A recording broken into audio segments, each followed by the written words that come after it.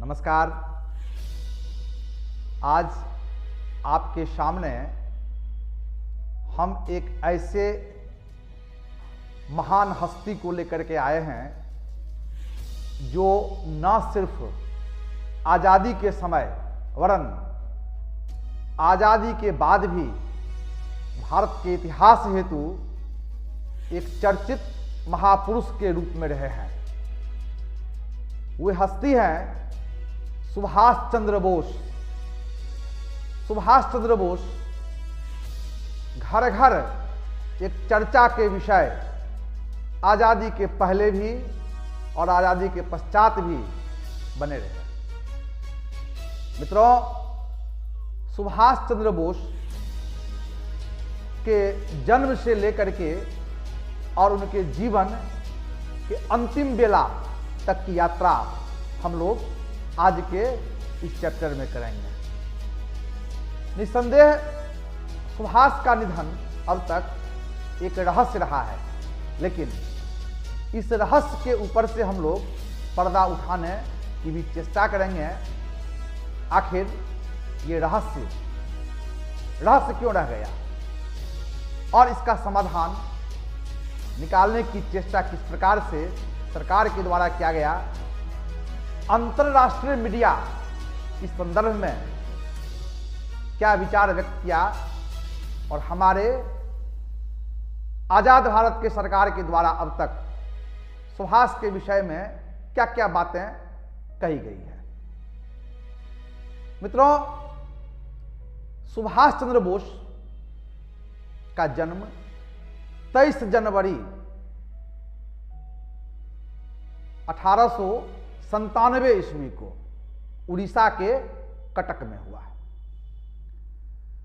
सुभाष चंद्र बोस ने कलकत्ता विश्वविद्यालय से अपनी पढ़ाई पूरी की। कुछ समय तक वे लंदन में भी रहे और अंततः इंडियन सिविल सर्विसेज की परीक्षा उत्तीर्ण हुए। उस समय ICS की परीक्षा पास करना एक बड़ा गौरव का विषय होता था और सुभाष चंद्र बोस इसमें चौथा स्थान लाए। घटना 1920 ईस्वी की है। बहुत बड़ी बात थी अपने आप में चौथा स्थान हासिल करना सुभाष के लिए। लेकिन भारत के आजादी के दीवाने सुभाष चंद्र बोस ICS जैसे प्रतिष्ठित पदों को ठुकरा दिया और 1920 ईस्वी में महात्मा गांधी द्वारा शुरू किए गए असहयोग आंदोलन में शामिल हुए। असहयोग आंदोलन भारत की आजादी हेतु, स्वराज्य की प्राप्ति हेतु प्रथम अखिल भारतीय आंदोलन था जो गांधी जी के नेतृत्व में चल रहा था। मित्रों, सुभाष चंद्र बोस महात्मा गांधी और CR दास से काफी प्रभावित थे और इसी प्रेरणा से उन्होंने इस आंदोलन के एक महत्वपूर्ण भाग बने।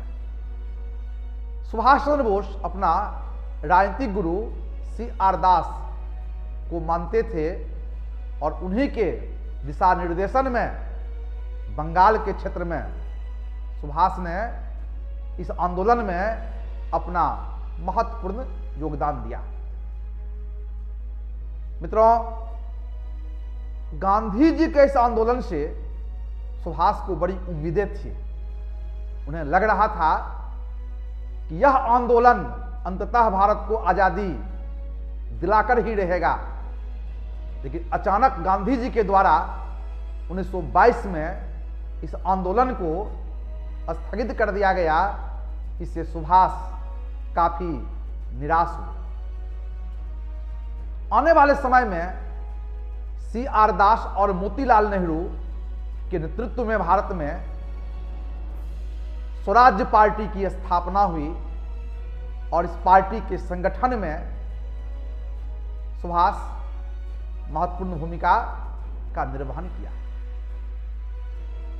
1927 ईस्वी की बात है कि सुभाष ने इंडिपेंडेंस लीग नामक एक संगठन बनाया और 1928 ईस्वी में साइमन कमीशन के विकल्प के रूप में जब मोतीलाल नेहरू की अध्यक्षता में नेहरू कमेटी बनी, इस कमेटी ने नेहरू रिपोर्ट तैयार किया जिसे अपने आप में भारत का संविधान माना जाता है। इसमें भी सुभाष चंद्र बोस की भूमिका रही। मित्रों, 1929 ईस्वी से राष्ट्रीय आंदोलन में भारत की राजनीति में एक नया मोड़ देखते हैं। मोड़ था कि कांग्रेस में वामपंथी विचारधारा का उदय हुआ। सुभाष चंद्र बोस और पंडित जवाहरलाल नेहरू एक महान वामपंथी के रूप में अपनी भूमिका का निर्वहन किया। मित्रों, 1929 ईस्वी में ही पहली बार भारतीय राष्ट्रीय कांग्रेस ने अपना लक्ष्य पूर्ण स्वराज्य को घोषित किया और इस प्रकार के लक्ष्य को स्पष्ट करने में सुभाष चंद्र बोस की भूमिका काफी महत्वपूर्ण रही थी। तत्पश्चात स्वराज्य की प्राप्ति के लिए 1930 में गांधी जी के नेतृत्व में सविनय अवज्ञा आंदोलन चला।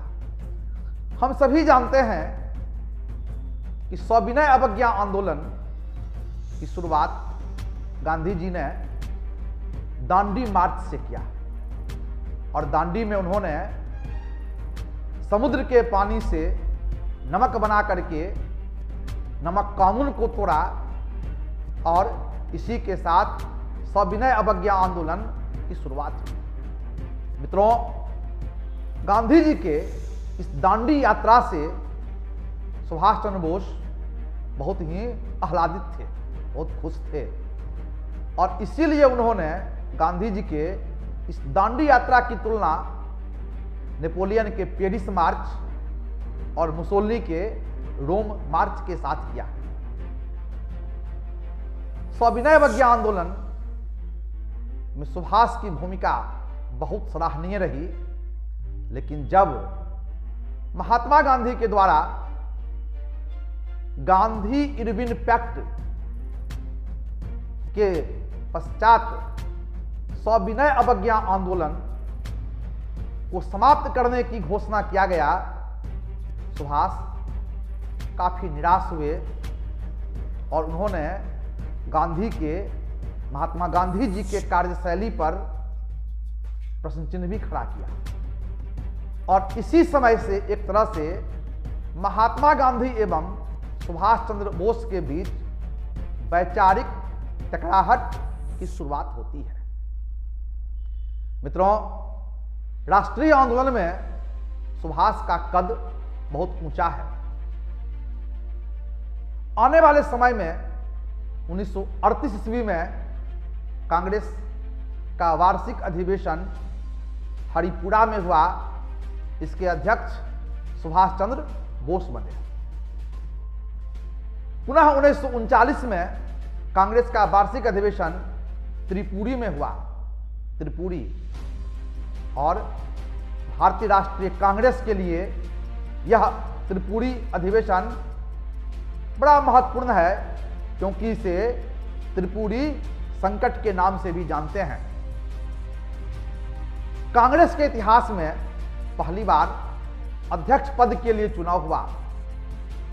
महात्मा गांधी सुभाष चंद्र बोस के दावेदारी का विरोध किया,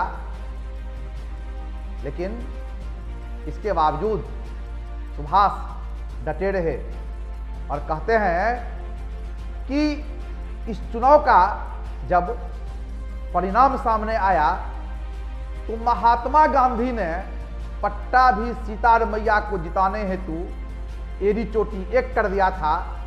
गांधी यहां तक कहते थे कि यह पट्टा भी सीतारमैया नहीं बल्कि गांधी खड़ा है।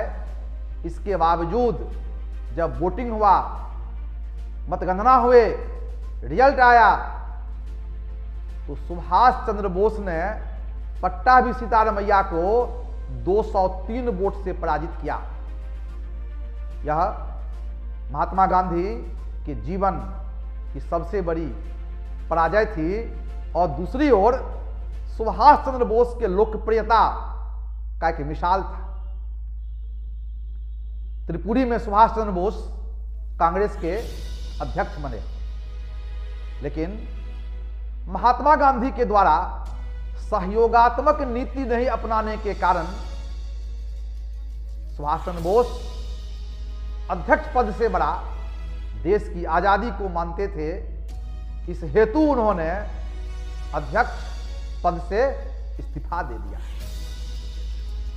मित्रों, राजनीतिक उथल पुथल को ध्यान में रखते हुए सुभाष ने मई 1939 में कांग्रेस भी छोड़ दिया और अपना एक अलग संगठन बनाया, जिसे फॉरवर्ड ब्लॉक के नाम से जानते हैं, अखिल भारतीय फॉरवर्ड ब्लॉक। इसकी तमाम कार्यशैली कांग्रेस की भांति ही थी, लेकिन सुभाष के द्वारा आजादी हासिल करने का तरीका कुछ अलग था। सुभाष चंद्र बोस की आक्रामकता को देखते हुए 1940 में ब्रिटिश सरकार के द्वारा सुभाष को गिरफ्तार कर लिया गया और उन्हें कलकत्ता के एल्गिन रोड स्थित उनके आवास में ही नजरबंद कर दी गई।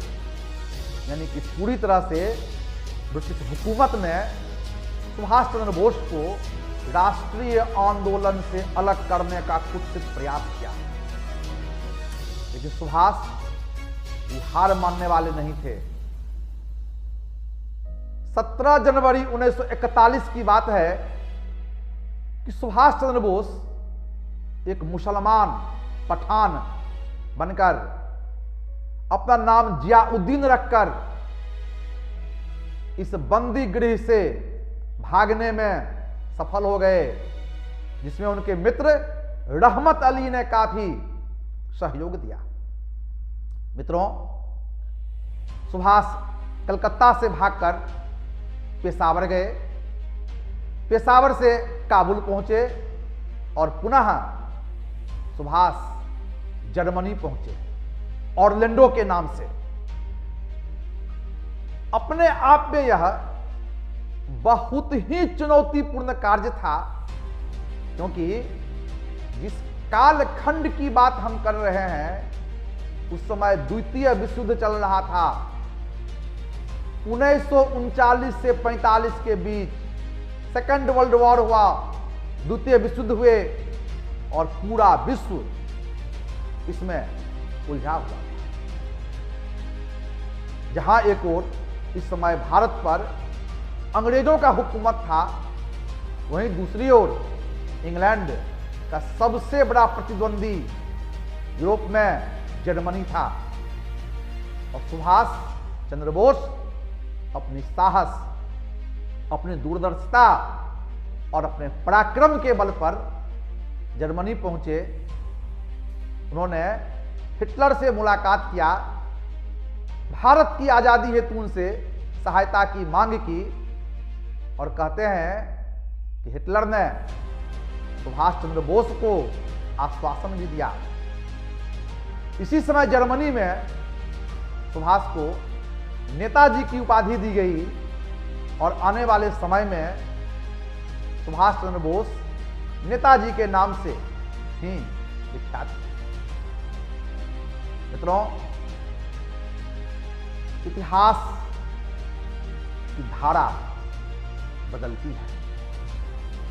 कहते हैं सेकेंड वर्ल्ड वॉर का जो आरंभिक समय है वह धुरी राष्ट्र के पक्ष में था।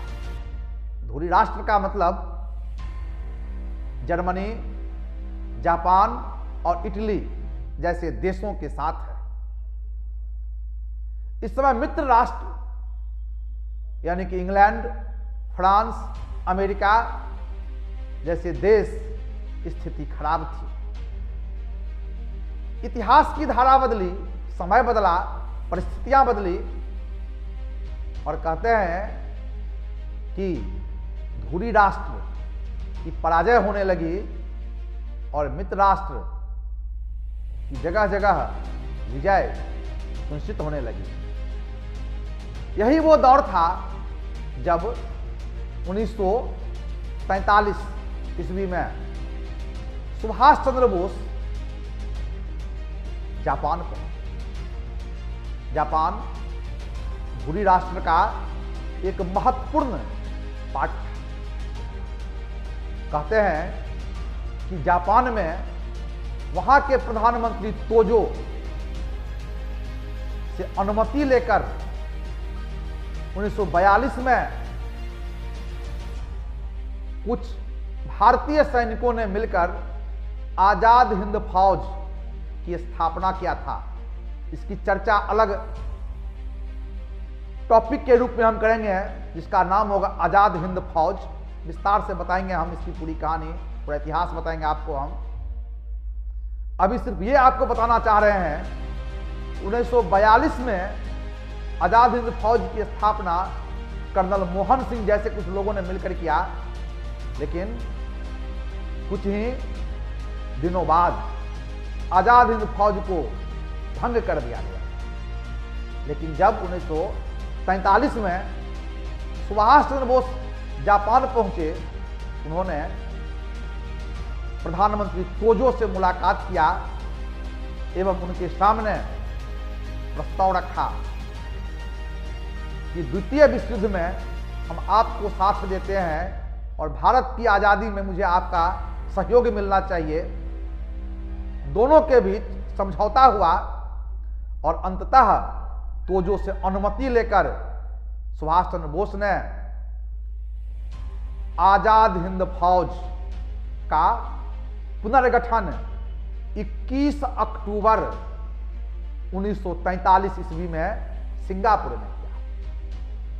मित्रों, इससे चंद महीना पहले रास बिहारी बोस ने इंडियन इंडिपेंडेंस लीग यानी भारतीय स्वतंत्रता लीग की अध्यक्षता भी सुभाष चंद्र बोस को सौंप दिया था। मित्रों, सुभाष चंद्र बोस के द्वारा आजाद हिंद फौज के गठन के साथ साथ एक आजाद हिंद सरकार का भी गठन किया गया और इस सरकार को जर्मनी, इटली, जापान जैसे कई देशों ने शीघ्र ही मान्यता प्रदान किया। आजाद हिंद सरकार का प्रधान स्वयं सुभाष चंद्र बोस ने अपने को घोषित किया और अपना लक्ष्य बनाया कि आने वाले समय में यथाशीघ्र भारत की आजादी हेतु व्यापक संघर्ष किया जाएगा और भारत में ब्रिटिश सत्ता का अंत किया जाएगा। ये इनका संकल्प था। अपने संकल्प शक्ति को पूरा करने के लिए इन्होंने एक विशाल आजाद हिंद सेना का पुनर्गठन किया, जिसमें लाखों लोग शामिल हुए। उन्होंने कई ब्रिगेड बनाया, Gandhi brigade, Nehru brigade, Subhash brigade और महिलाओं के लिए झांसी ब्रिगेड की स्थापना की। आजाद हिंद फौज के माध्यम से इन्होंने भारत के पूर्वोत्तर क्षेत्र पर आक्रमण किया और इसी क्रम में उन्होंने अंडमान और निकोबार क्षेत्र का विजय किया। अंडमान का नाम शहीद द्वीप और निकोबार का नाम स्वराज्य द्वीप रखा।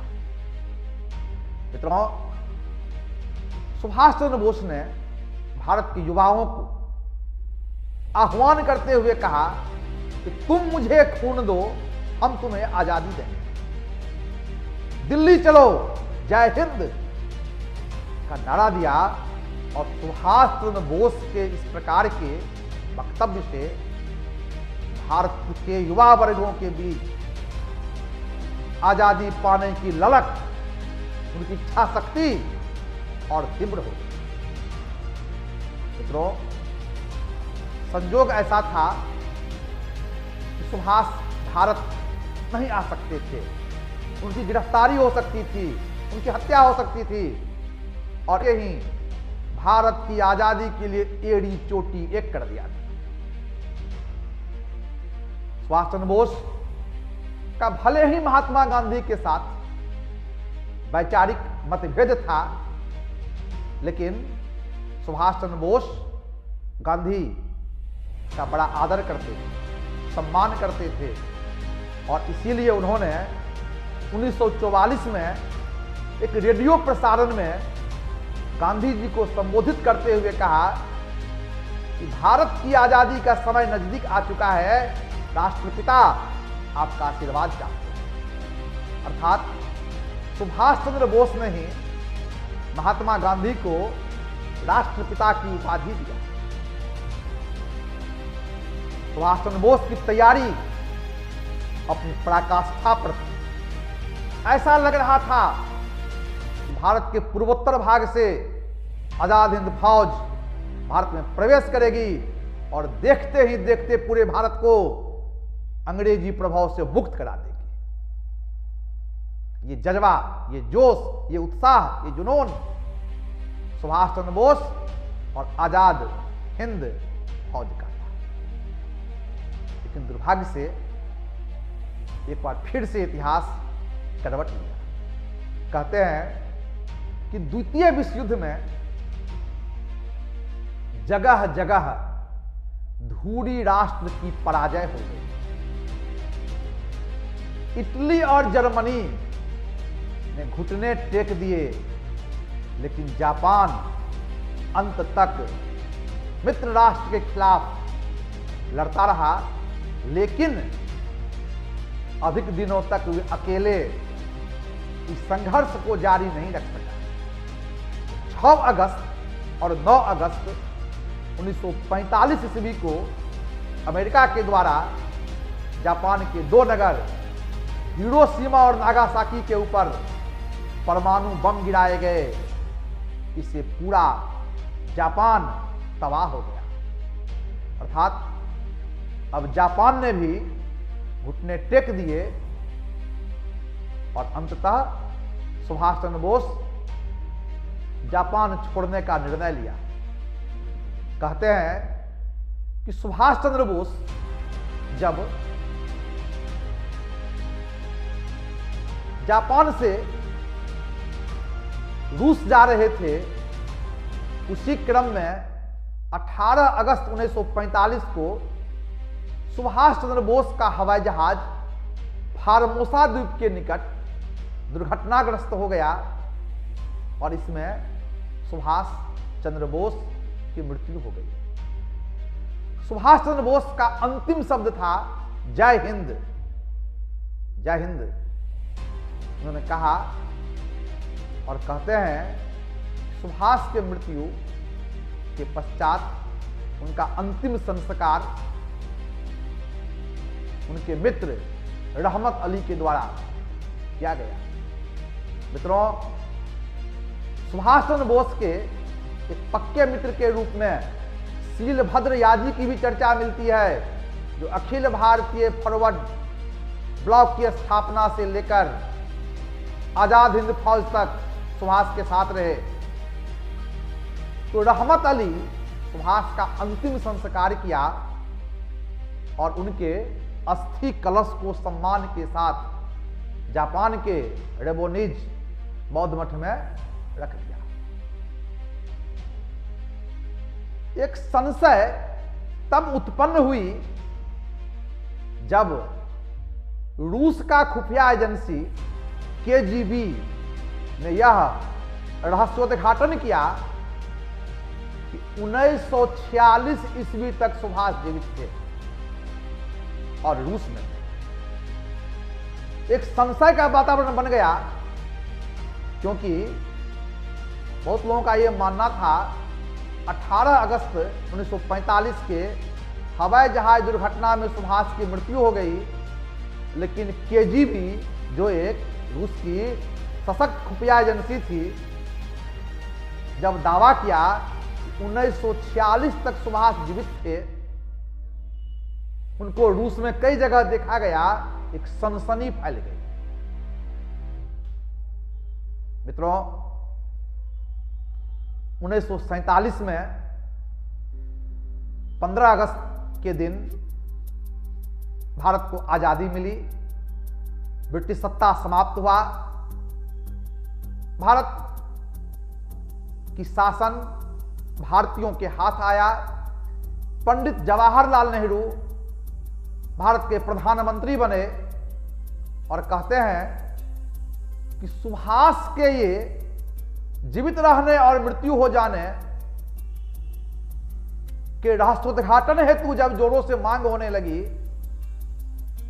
तो इसकी जांच हेतु आने वाले समय में भारत में कई आयोग का गठन हुआ, जैसे शहनवाज आयोग, खोसले आयोग, मुखर्जी आयोग आदि। लेकिन अंततः इन तमाम आयोग की रिपोर्ट यही बताई कि सुभाष चंद्र बोस की मृत्यु हो गई। इसी प्रकार समर गुहा की एक किताब है, नेताजी डेड और अलाइव। इसमें सुभाष की मृत्यु की पुष्टि हुई है। तो आमतौर पर विभिन्न स्रोतों से यही स्पष्ट हुआ कि सुभाष चंद्र बोस की मृत्यु 18 अगस्त 1945 को हवाई जहाज दुर्घटना के क्रम में हो गया। रहस्य निश्चित तौर पर बहुत दिन बनी रही, लेकिन इसके बावजूद सुभाष चंद्र बोस ने भारत की आजादी में जो अपना योगदान दिया, जो पराक्रम दिखाया, अतुलनीय है। सुभाष चंद्र बोस के जन्म का 2021 ईस्वी में 125वां वर्ष था और इस अवसर पर भारत के प्रधानमंत्री माननीय नरेंद्र मोदी जी ने इस दिन को पराक्रम दिवस के रूप में मनाने का ऐलान किया है और 23 जनवरी को प्रत्येक वर्ष पराक्रम दिवस के रूप में मनाते हैं। निस्संदेह सुभाष चंद्र बोस पराक्रमी थे, दूरदर्शी थे, धैर्यवान थे। भारत की आजादी हेतु उन्होंने हंसते हंसते अपने प्राणों को न्यौछावर कर दिया। समस्त राष्ट्र इस हेतु सदैव सुभाष चंद्र बोस का ऋणी रहेगा। बहुत बहुत धन्यवाद। नमस्कार।